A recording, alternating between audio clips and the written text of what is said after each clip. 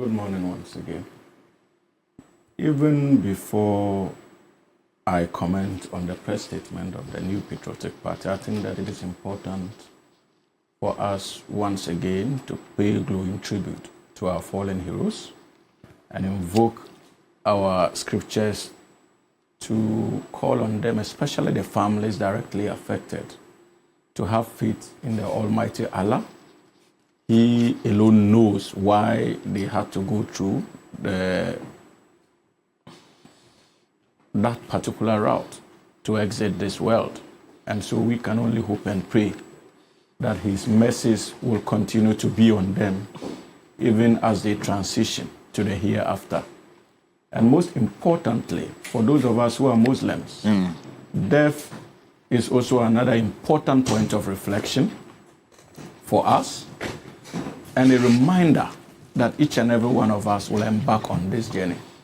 And so it is a period of reflection for us to begin to do that necessary self-introspection into our lives, into our service, especially when it comes to the Republic of Ghana, and ask ourselves how we would want to meet our Creator, and also the kind of legacy we would want to leave behind as servants of the Republic.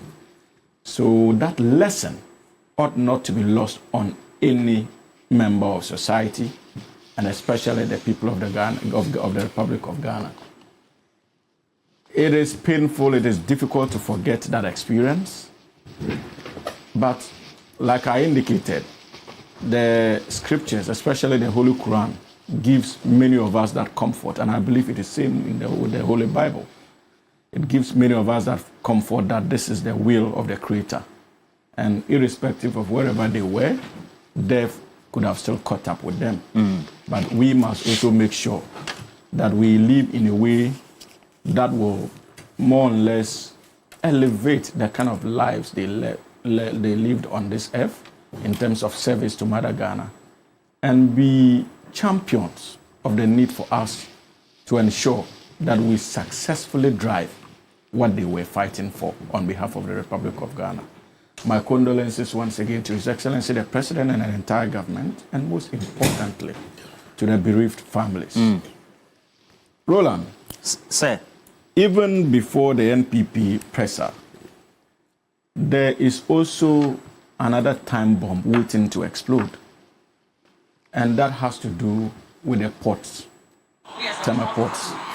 I think before the incident, I received a number of calls about happenings going on as far as the Tema port is concerned, and that has to do with the excavators that have been imported into the country. Government, through a policy directive, decided that there was the need for you to get a permit from the Ministry of Transport before you are able to clear your excavators. I am reliably informed that that policy initiative of His Excellency the President and the entire government is being taken advantage of by workers at the port and customs, not only to frustrate the policy, but frustrate every available transaction in the port. Because I'm told that the permit has to come from the Minister of Transport, then that permit is taken to the Commissioner General, who would then verify through the processes. And I can assure you that the verification processes, a lot of money is being demanded by servants or the customs officials and those who have businesses doing with the ports. So it has become another milk cow for many people at the ports. And as a result of that engagement, it is affecting the ability for even the state to clear other containers not associated with excavators, which is leading to demurrages being paid to international agencies, not Ghana. Remember, on daily basis, people who have imported containers unrelated even to the excavators, but because of the choking and the needless introduction of formalities to extort under the guise of implementing the president's policy, people have to pay demurrages in millions, which undoubtedly in the not too distant future would have an impact on even our exchange rate stability that we are boasting about. And so even the Minister of Finance should be interested. Is there no way that we can move these containers to a safe place. And even if these people would have to pay renting charges, so that the permit processes can begin to go on from that safe zone, and other unassociated imports, they would be able to clear their containers without this necessary hiccup. So this is a call to His Excellency President Mahama, that an entire government, that though the policy is genuine, once again, like President Mills experienced and had to go to the ports, workers are taking advantage, customs officials are taking advantage of the policy. And if care is not taken, it will explode in the face of the government. And the people of this country will begin to question the motive of this government, especially when it comes to regulation of that industry. We must not wait for those who did not understand why we had to go out in the 16 regions of this country to campaign to win the confidence of the Ghanaian people, to take advantage of that mandate and defraud the states in ways, or extort the states in ways they are doing it. So I think that the Minister of Transport and National Security must begin to go into these matters so that we can sanitize that process on behalf of His Excellency President Mahama. Having said that, to the MPP's presser, I think that it is within their democratic right to express or to issue the statement that they have. And I think that we respect it, to say the least. But Roland, even before the unfortunate demise of our 8 heroes, I heard similar calls that were being made and championed by leading members of the New Patriotic Party, indirectly inviting the National Democratic Congress to refrain from the Akwatia by-election. Unfortunately, many people were also convinced by that call, because the question was, what do you need that seat for? Because in any case, you don't have your 2/3 majority in Parliament. So why not just leave the Akwatia seat to the good people of, to the New Patriotic Party as a political party? But you see, in our democracy, you don't get to pick and choose. We need to understand that our democracy is regulated by the 1992 Constitution. And it is not about the feeling of a political party. It is about the position of the Constitution and the expectations of the Ghanaian people.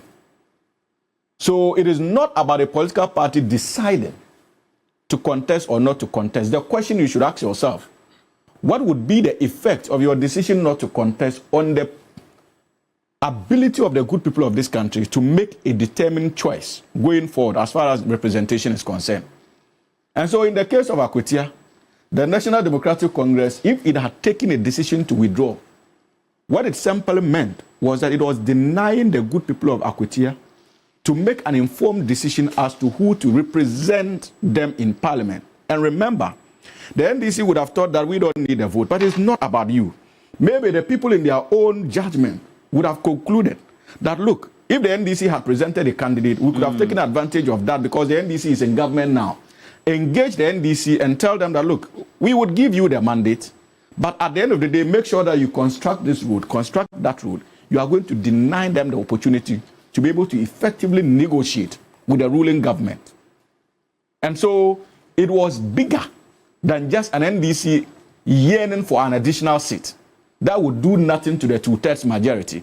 But it was in fulfillment of our democratic principles as a political party that the NDC decided that it will not go against the 1992 Constitution and our electoral laws by denying the good people of Akwatia the opportunity to have a choice when it comes to who represents them in Parliament.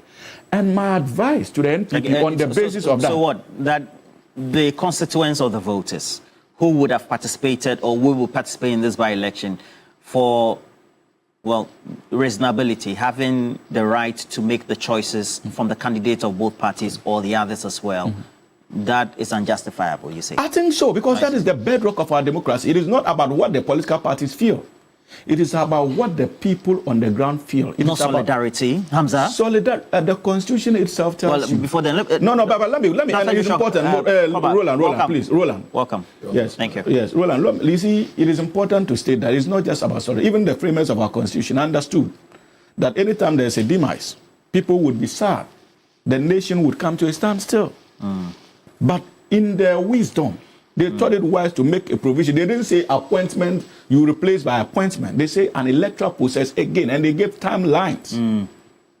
Because at the end of the day, you don't lead a country based on emotions.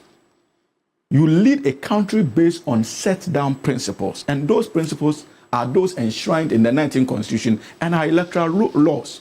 So if you feel that as a result of emotional attachment, you are going to deny the good people of this country an opportunity to make an informed choice, that would be grossly unfair to those people. Let us leave that decision to the people of this country.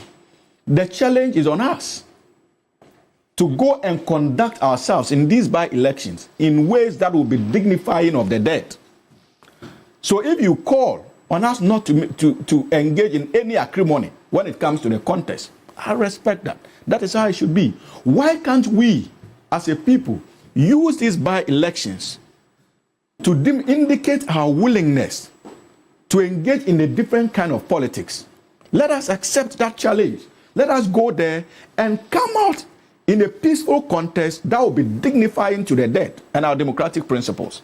That is the test. It is not about running away under the guise of emotions. We all know that in any case, Roland, from where I sit, I sincerely doubt if that statement is informed by any sincere feeling of empathy. Oh, but Hamza, you cannot make those conclusions. And I will explain why. You're a lawyer. I will explain why. I will explain why. I don't think so. I think that the death has not hit us really hard, maybe the way it should have. Because, like I indicated in my opening remarks, it's a reflection point for us, Roland. And we must not play politics with this issue. We must not seek to score cheap political goals when we are pretending to be so concerned. And for me, that was my disappointment when I read the statement. Playing cheap political gimmicks and games. Election, many people have passed. Parliamentarians have passed. We have all gone to contest elections. Is the MPP going in the same spirit withdraw from the Akwatia by-election? So they will not contest the Akwatia by-election because that one is even, the date has been set. And we are still in that mourning mood. In that same spirit, will the NPP withdraw from the Akwatia by-election? Maybe they are doing that because that's their seat, so they want So that is the point I am making, that we should not engage in this politics of convenience and use this unfortunate demise to pursue unhealthy partisan objectives. Because it is clear, they know that Tamale Central is a seat they cannot win. So that is the reason why they are willing to let go of that. But in the same spirit of a period of mourning and the circumstances of death and the fact that it has brought the nation together, will they withdraw from Akwatia? These are questions we should be asking, because Akwatia's date has been set. And it is painful, it is painful, it is painful for us to use this solemn period to begin to set the stage to engage in our destructive politics again. I thought that this would have been an opportune moment for all of us as political actors to begin to change our ways and uphold sincerity and uphold principle in ways that can inure to the benefit of our democratic dispensation and the good people of this country. But unfortunately, Roland, I am sad to begin my appearance on this show this week with the responsibility of having to critique the statement of the NPP, when at this particular moment we should be banding together as a republic to go through this process. But this needless politicking with the lives of people is something we must condemn. Well, just to